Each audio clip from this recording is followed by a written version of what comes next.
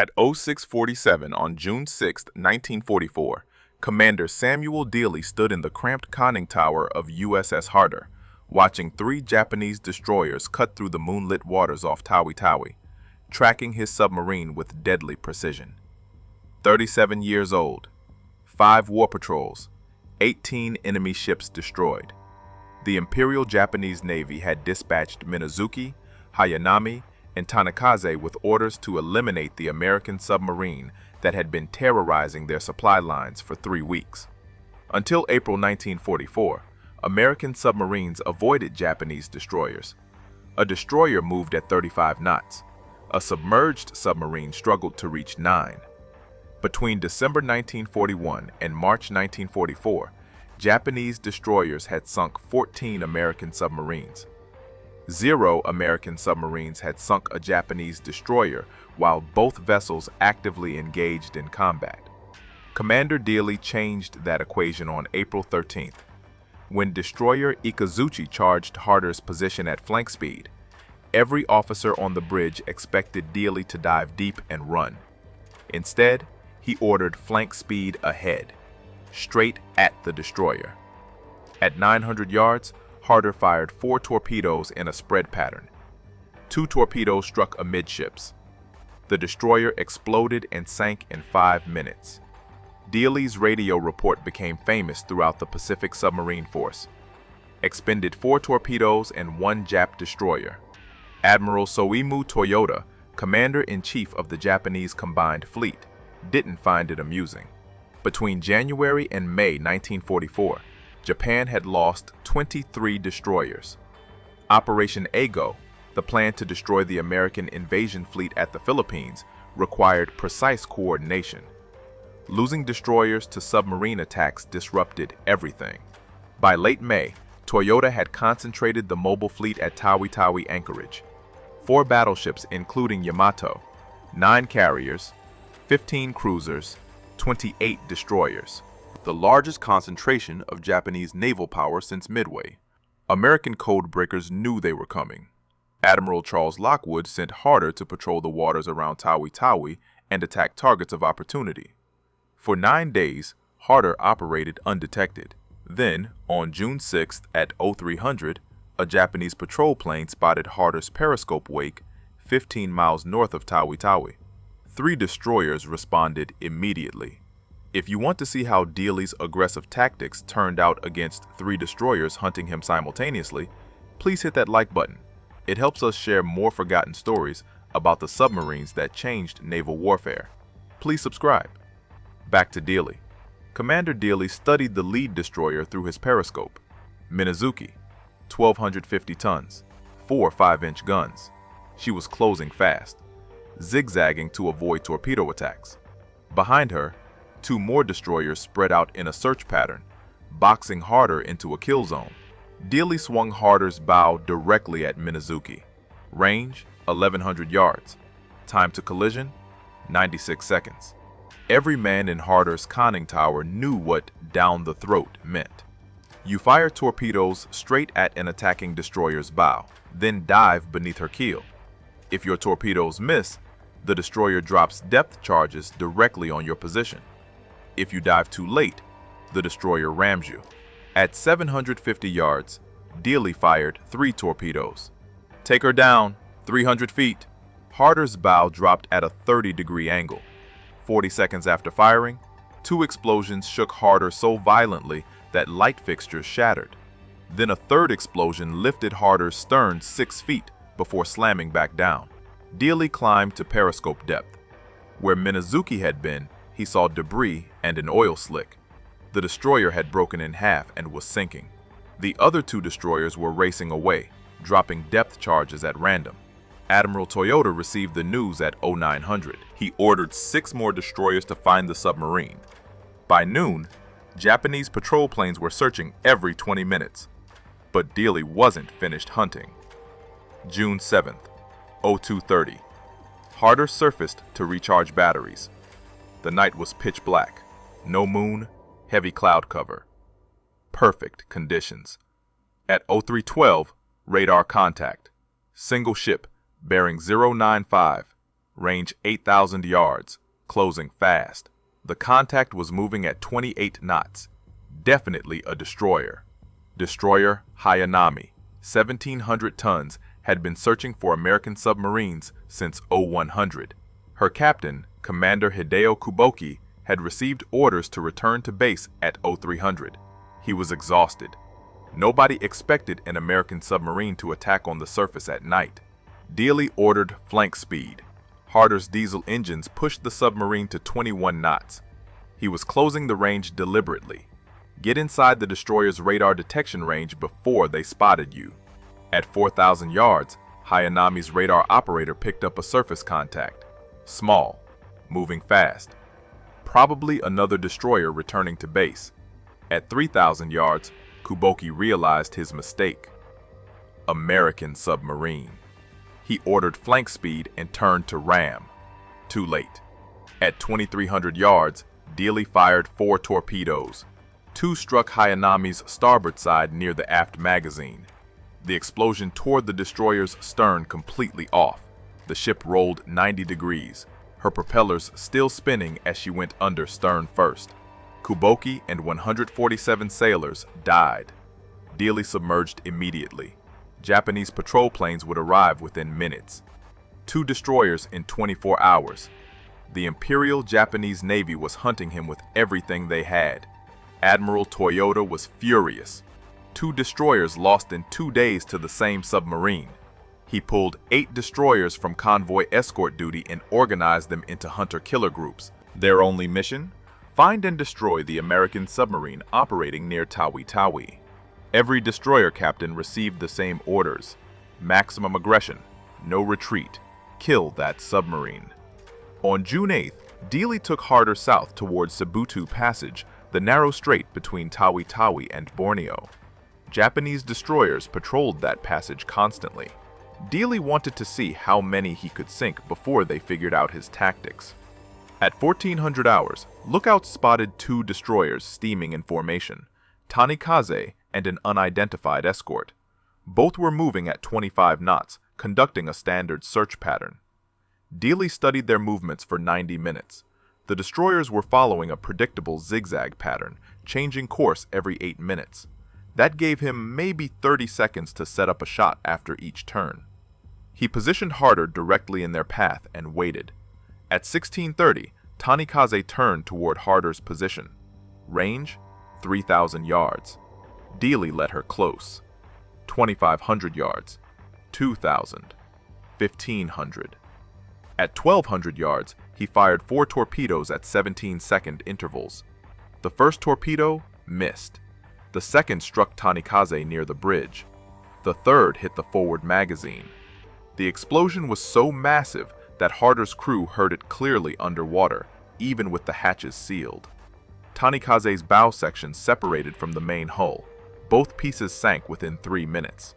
The escort destroyer immediately turned and charged Harder's position, dropping depth charges as she came.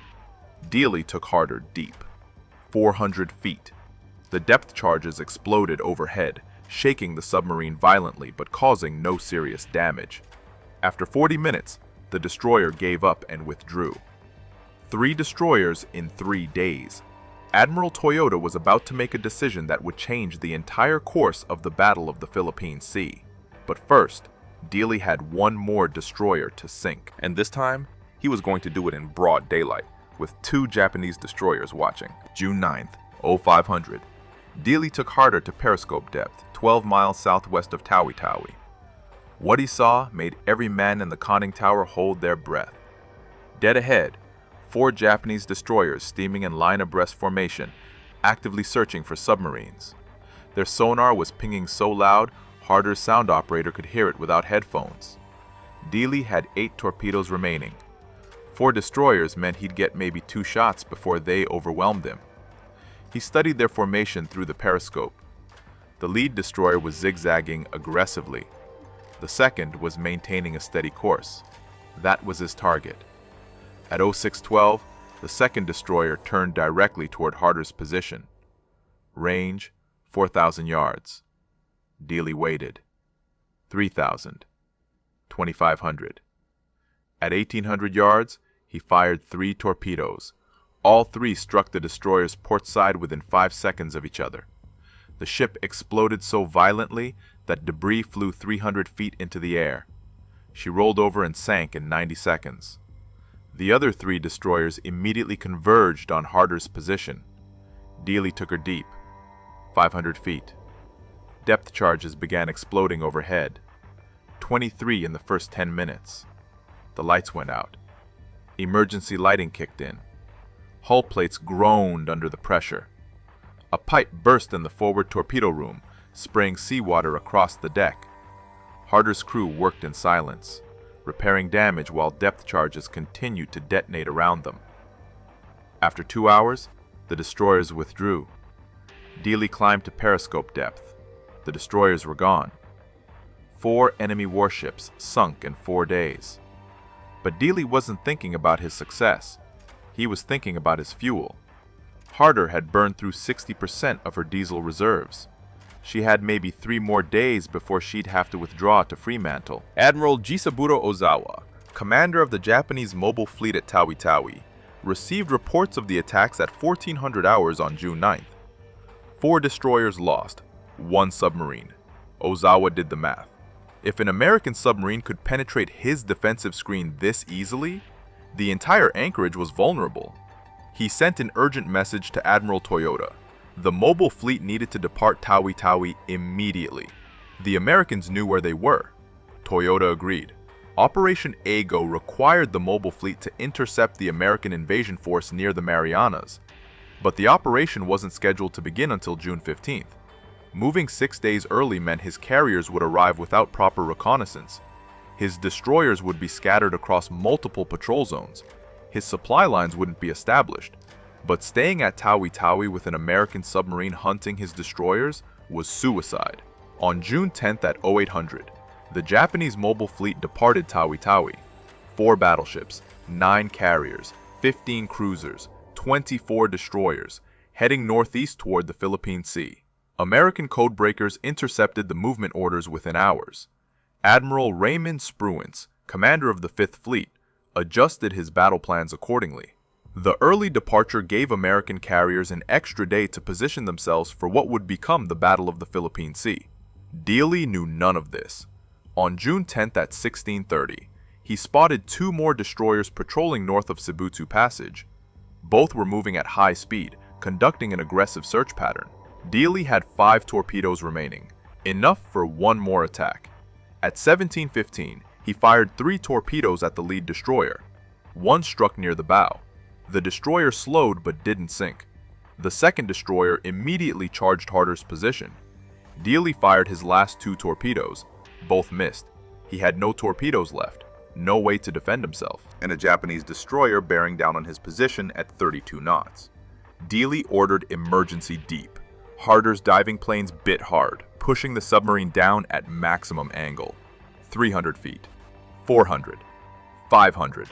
The destroyer passed directly overhead, her propellers churning the water so loudly that Harder's crew could hear the blades through the hull. Then silence. The destroyer was circling back. Dealey knew the pattern. The destroyer would make multiple passes, dropping depth charges on each run until either the submarine surfaced or imploded. Harder had no torpedoes to fight back, no way to damage the destroyer. His only option was to outlast the attack and hope the destroyer ran out of depth charges first. The first pattern dropped at 17:23. 6 depth charges exploded in a tight pattern around Harder. The submarine rolled 15 degrees to starboard. Light bulbs shattered. Men grabbed handholds. A second pattern dropped 2 minutes later, closer this time. The explosions lifted Harder's stern and slammed it back down. Cork insulation rained from the overhead. A hydraulic line burst in the control room. For 90 minutes, the destroyer hunted Harder. 42 depth charges. Most exploded too shallow or too far away, but 3 came close enough to crack gauge glass and spring minor leaks. Dealey kept Harder at 500 feet, moving at 2 knots, making as little noise as possible. Finally, at 1900 hours, the destroyer withdrew. She'd exhausted her depth charge supply. Dealey waited another hour before surfacing. The ocean was empty. No destroyers. No patrol planes. Just darkness and the sound of diesel engines recharging batteries. Harder limped south toward Fremantle at 8 knots, preserving fuel. She arrived on June 26th after a 17-day patrol. The moment Harder tied up at the pier, Admiral Charles Lockwood was waiting. He'd been tracking Dealey's patrol reports via radio intercepts. 5 destroyers attacked, 4 confirmed sunk, 1 damaged. In 12 days, the most successful anti-destroyer patrol in submarine warfare history. Lockwood awarded Dealey a 4th Navy Cross on the spot. Then he asked the question every submarine commander dreaded. Can you do it again? Dealey's answer was immediate. Give me torpedoes and I'll sink 10. Harder's crew spent July in Fremantle undergoing repairs and resupply. Dealey trained new crew members on down-the-throat attack tactics. By late July, every submarine commander in the Pacific had studied Harder's patrol reports. The tactic worked. Between June and August 1944, American submarines sank 14 Japanese destroyers using variations of Dealey's aggressive approach. On August 5th, Harder departed Fremantle for her 6th war patrol. She'd been assigned to operate as part of a 3-submarine wolf pack with USS Harder and USS Harder. Commander Dealey was in charge. Their mission? Patrol the waters west of Luzon and attack Japanese shipping heading to the Philippines. The patrol started well. On August 21st, the Wolfpack intercepted a 16-ship convoy off Palawan Bay.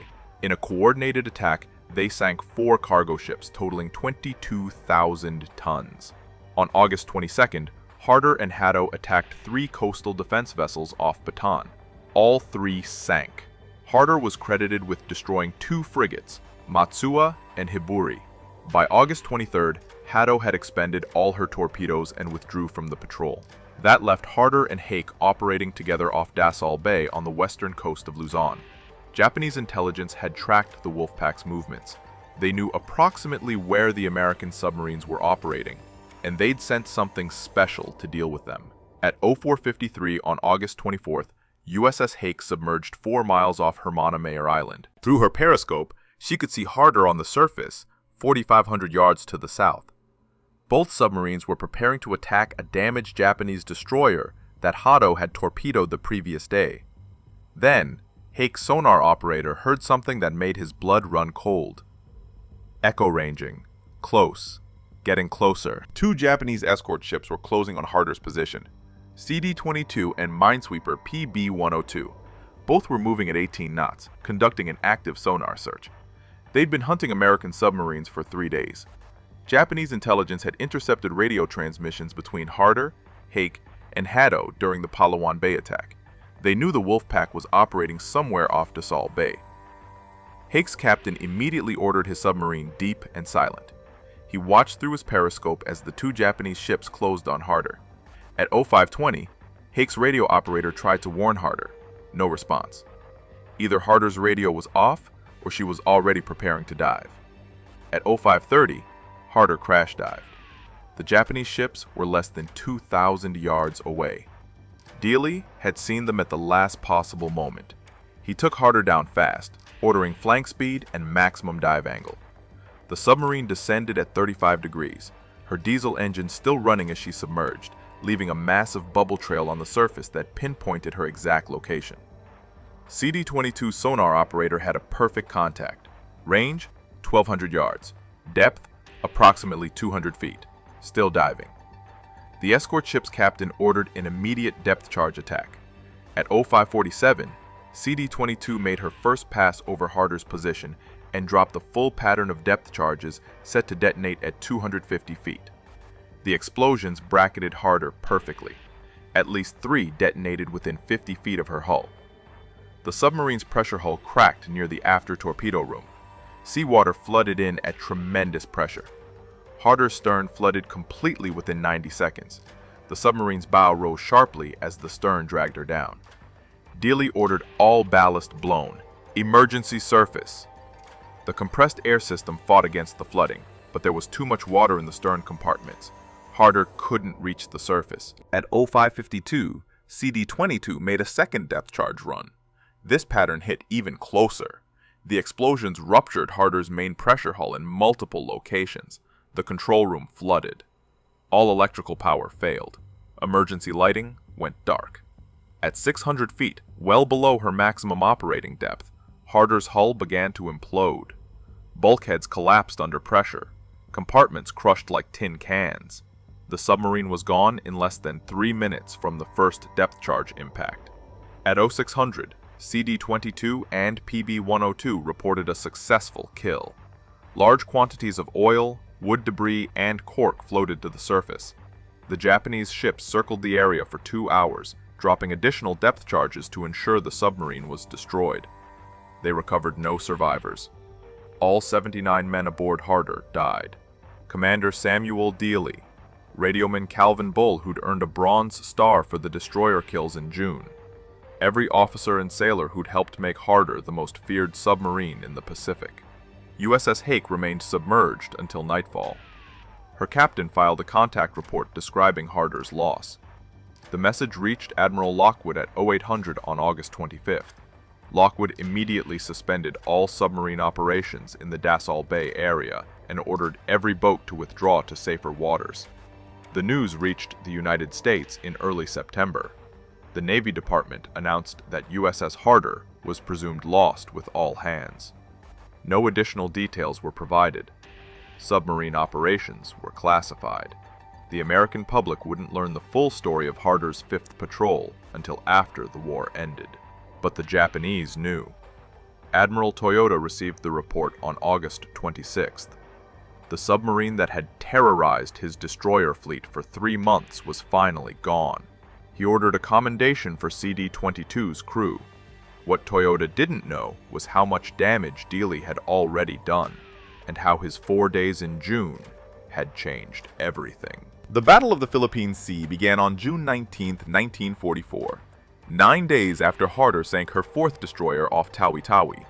Admiral Ozawa's mobile fleet engaged Admiral Spruance's 5th Fleet in what would become the largest carrier battle in history.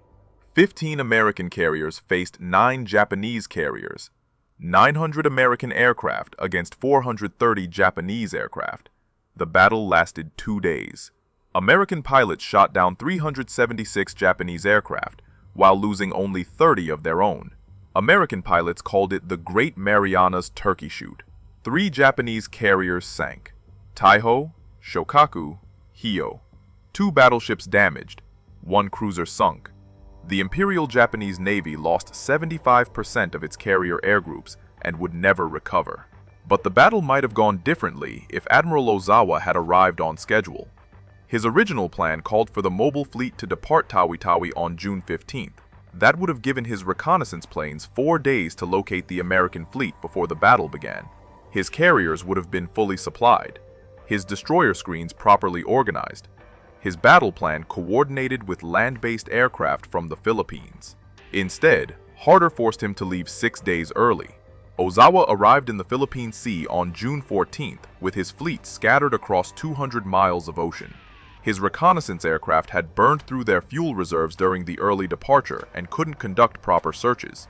His destroyers were still regrouping from anti-submarine patrols around Tawi Tawi, and his supply ships were 3 days behind schedule. When American carrier aircraft found Ozawa's fleet on June 19th, his carriers were still launching aircraft. His combat air patrol was undermanned. His fleet formation was disorganized. The Great Marianas Turkey Shoot happened because Ozawa wasn't ready. And Ozawa wasn't ready because Dealey had sunk 4 destroyers in 4 days and convinced the Japanese that Tawi Tawi was too dangerous. Admiral Lockwood understood this immediately. In his post-war memoir, he wrote that Harder's 5th Patrol was the most strategically important submarine operation of the Pacific War. 4 destroyers sunk meant 4 fewer escorts protecting Japanese carriers.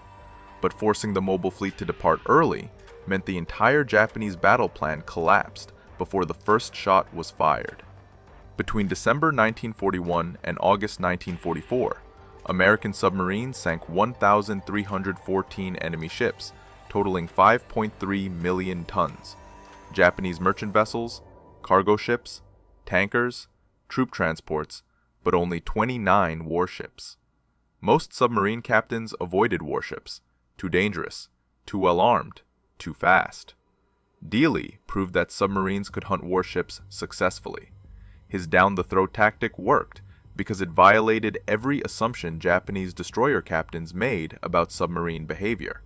Submarines weren't supposed to charge destroyers. They were supposed to run. When Harder charged, Japanese captains hesitated. That hesitation cost them 12 seconds. 12 seconds was enough time for torpedoes to close the range and strike. By war's end, American submarines using Dealey's tactics had sunk 214 Japanese warships, 4 aircraft carriers, 1 battleship, 9 cruisers, 38 destroyers. The rest were submarines, escorts, and patrol craft. Japan started the war with 63 destroyers. They built 49 more during the war. American submarines sank 38. Harder accounted for 4 of them in 4 days. On March 27, 1946, President Harry Truman presented Commander Samuel Dealey's Medal of Honor to his widow, Edwina Dealey, in a ceremony on the White House lawn. The citation read in part, "This remarkable record of 5 vital Japanese destroyers sunk in 5 short-range torpedo attacks attests the valiant fighting spirit of Commander Dealey and his indomitable command." The Navy named a destroyer escort after him, USS Dealey, commissioned in 1954. She served until 1972. Harder received the Presidential Unit Citation for her first 5 war patrols, 6 battle stars for World War II service. Her motto, "Hit 'em harder," became legendary throughout the submarine force. But her real legacy was the tactical revolution she started. Before Harder's 5th patrol, submarine doctrine emphasized stealth and evasion. If a destroyer detected you, you ran. You went deep, rigged for silent running, and hoped the depth charges missed. Engaging destroyers in direct combat was considered suicide. The math didn't work. Destroyers were faster, better armed, and designed specifically to kill submarines. Dealey changed that math by understanding one critical fact about destroyer captains. They expected submarines to run. When a submarine charged instead, the destroyer captain had to make an instant decision with incomplete information. Turn left, turn right, maintain course, fire guns, all while torpedoes closed the range at 46 knots. Most captains chose wrong. By the time they realized their mistake, the torpedoes were already hitting.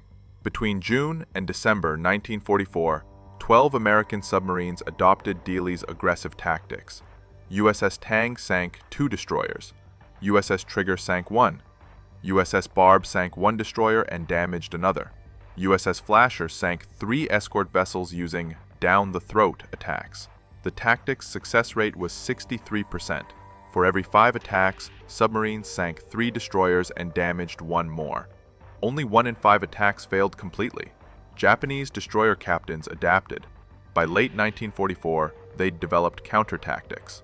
When a submarine charged, destroyers would turn away and circle back, forcing the submarine to expose her broadside to torpedo attacks from other destroyers in the formation.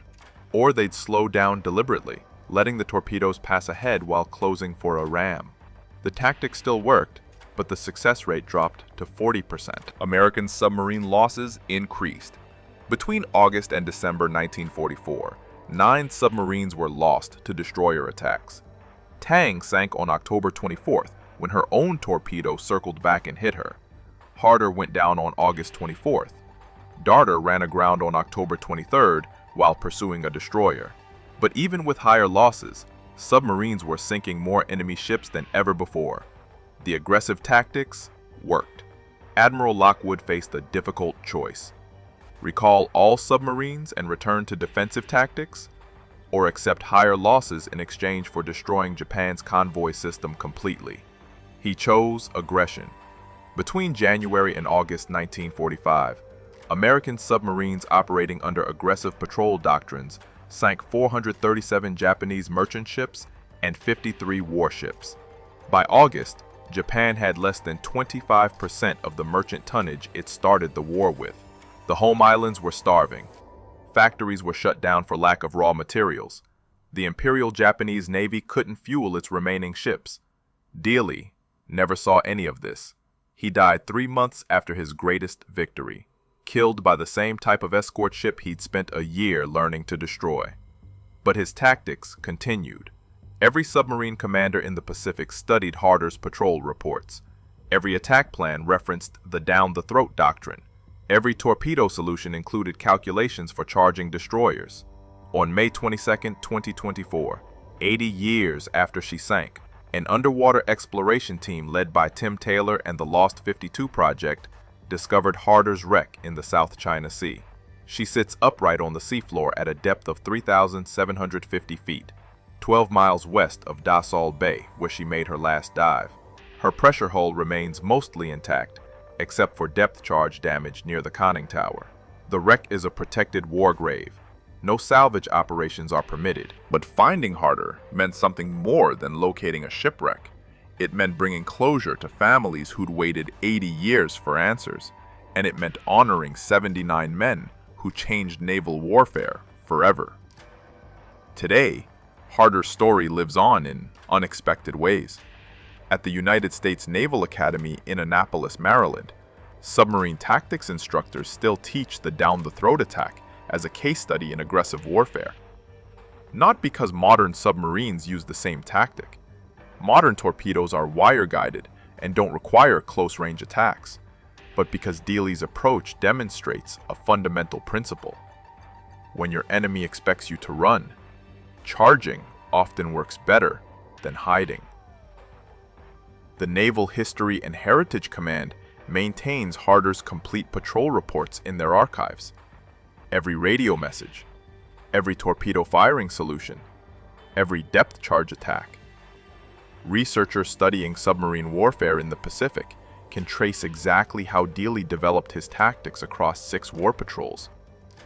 His reports show a commander who learned from every encounter, refined his approach constantly, and never stopped looking for ways to sink more enemy ships.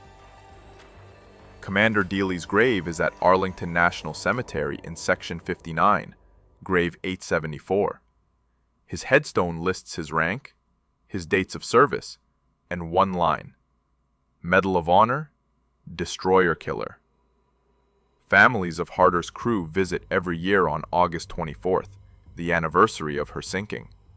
They place flowers.